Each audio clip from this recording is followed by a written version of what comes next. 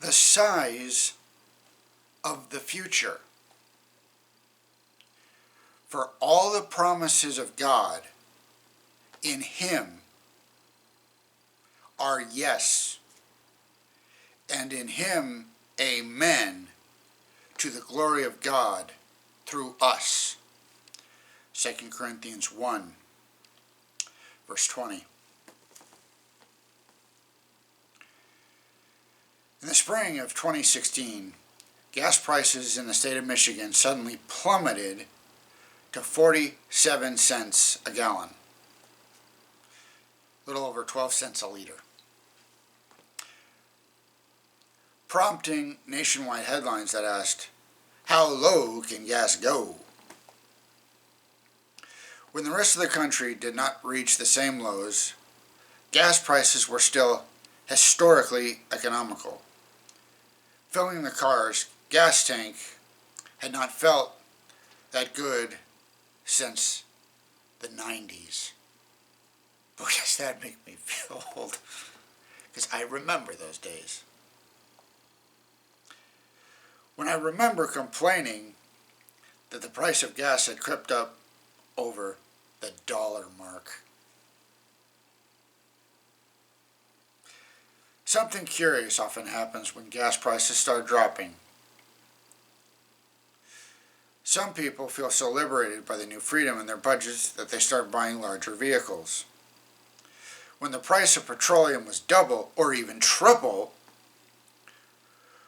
what it currently has been, the sale of high-consumption vehicles stagnated because people did not consider them affordable. They opted for tiny budget cars.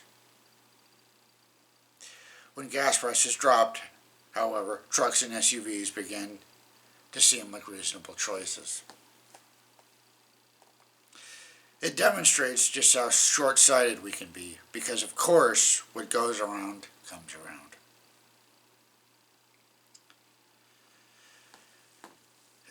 Gas prices inevitably rebounded.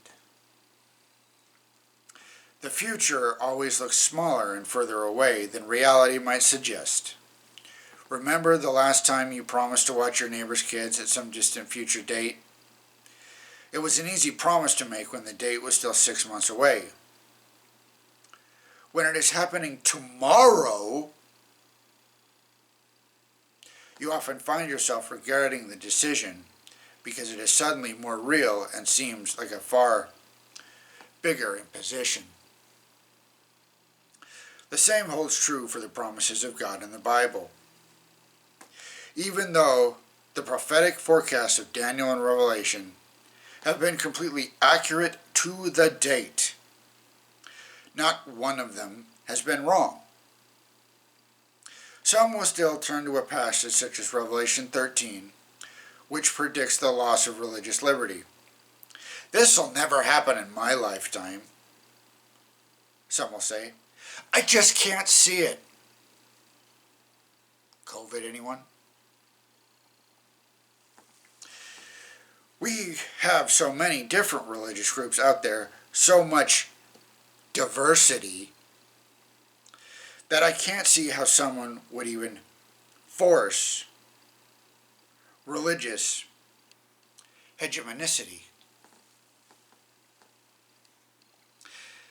Some say the same in the second coming. Not in my lifetime. It seems so distant and so hypothetical. Remember the sudden collapse of the Soviet Union in 1989? That caught most of us by surprise. Nobody saw it coming. Well, there were signs if you were paying attention. But again, I was in diapers. God's promises? You will be amazed how quickly they come to pass.